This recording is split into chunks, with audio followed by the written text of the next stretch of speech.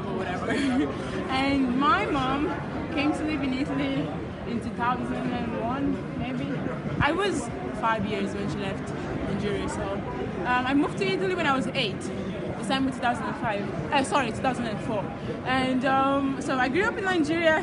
I moved over here when I was 8 years, and I've particularly lived in Italy for most of my life. So I studied athletics in where I'm staying in Italy, which is in Fidenza, in province of Parma.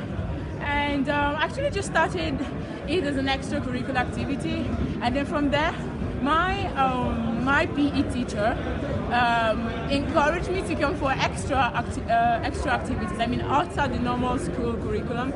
Okay. And from there, it was like, you can actually do something, and I couldn't even believe it myself. My mom was like, "You're not studying. I brought you here to study. You have to study." It's typical, so like, that is typical of Nigerian parents. Yeah, I know. No matter what you become, the ethos is still get your education, yeah, exactly, and then you can do what you like with the rest of your life. Exactly. My mom was like, "If you start sports now, you have an excuse not to study any longer." Because I was doing what I was doing when at school.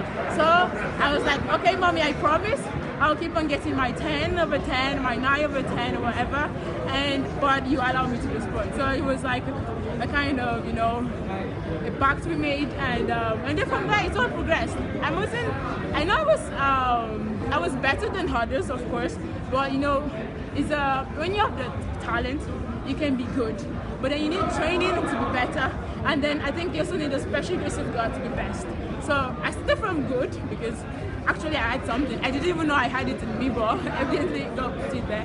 So I was good, and then with training, I got better, and I'm here now, and I'm still aiming for best anyway, so it's still a long journey. Okay, you, at any time in your, young career, did you think about competing for Nigeria instead of Italy? Actually, not really, because because I felt that in this part of my career was button because I lived in Italy. Because I'm sure if I lived in Nigeria, it would have been like really difficult for me, or probably impossible, because I don't think I would have started running anyway. Because I remember where I grew up, I don't remember there being a track in Abeokuta. I'm not sure, maybe they built one when I left anyway, so I'm not sure. But it wasn't something I felt. I was small anyway, so it's not as if I was that conscious of my environment, but it's not something I felt would have been so near to me for me to try out. But like where I'm living, the track is like 2 minutes from my house. I mean, there's sports everywhere. It's not like, of course, like America or like the UK, because we're still struggling also in Italy for some aspect. But doing sport, it's like normal. It's like, so they encourage you to do it, even if it's just to get fit. So it is, I think if I hadn't been in this kind of environment, I wouldn't even have known about track. Maybe except when there's World Championship, Olympics, and you put on your television and you see people run, and you're like, oh, so there's something going on. So I think, so I feel Italy brought me to where I am. So I'm also Italian, because I feel Nigerian, but I also feel Italian because I grew up in Italy. I studied Italian culture. I know a lot about Italian culture, even more than my Nigerian culture. Though I'm trying to get my mom and dad to talk to me about Nigerian culture, but so I think for now I am definitely running for Italy. So your mom and dad, most especially your mom, finally accepted that athletics is going to be part of your life, despite the encouragement, education. My mom and then my dad. It was a struggle at first, but then they accepted it, because it was like sometimes when God makes a way, just he does it and makes it that way, and then sometimes you just have to like give up and like, yeah, God, have your way, because I really feel it's like it was called. I feel called to do it, because if I hadn't been where I am, if I didn't be at the right place at the right time, I probably would just have been focused on studying medicine. I've studied medicine though. You touched on God, and that seems to be a recurring theme, especially with black athletes at these World Championships. What part does God play in your life? I remember before I joined the race, the competition, I'm like, God, you brought me here, so I didn't bring myself here.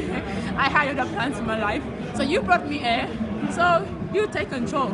And anyway, it's something I enjoy doing, because I don't feel like I am, sometimes when you go out there, sometimes the pressure, the responsibility of, oh my God, I'm running for my country, people are expecting this and that, sometimes it can crush you. But if you're there because you enjoy doing it, and because you have, I guess, if the confidence is in you that you know you have God on your side, you just go there and then you just enjoy yourself. And well, if it goes well and you have the victory, to God be the glory. If you don't have the victory for that, well, it will be for the next time. So yeah, it's because it's part of me. I mean, like, it's not you pray to God only when you want to run, of course.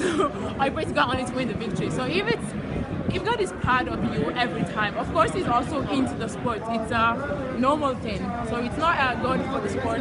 It's a God being in your life and the sport being part of your life. So of course it translates into that also. But yeah, it's also, it kind of look like a fashion to be very religious, you know, on the track, everybody putting the sign of the cross or whatever. But I don't know. So the outside people, you don't know what person is thinking. You don't know what actually how the relationship with that person, the relationship of that person with God is. So you can only see the outside. So I don't know. If it's fashion, I am not doing it because it's fashionable. So and you don't read the intent of people's thoughts. So God knows who I is and who are just faking it. So whatever. That's my opinion. It's been a real pleasure talking to you, but just one last question. Okay. I know your career is still young. Do you think in future, maybe going back home to somewhere like Nigeria and inspiring a whole generation of women to get into sport might be your calling? Oh well, I'm still early in my journey. I don't know where God is taking me, and but I already feel like where I am, I'm already inspiring young athletes. Even though I didn't bring myself to inspire, but I feel like where I am, I'm already inspiring, even if I'm not like purposely trying to do it. So I feel if it's my calling, yes, of course. I mean, I'm available to do that. And for now, my aim is trying to get people in Italy, but also in Nigeria. I mean, like anybody who's following, to know that you can do sports. You can do sport at an international level, but you can also study, because it's a bad fashion to think that you can give your all. I mean, I'll just train your energy only in running well, or playing football well, or playing whatever you're playing well.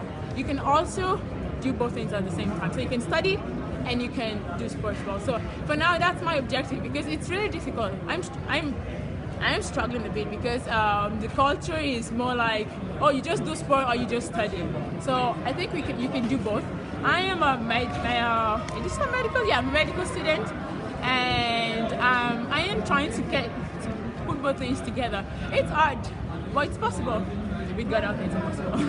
It's very, very possible.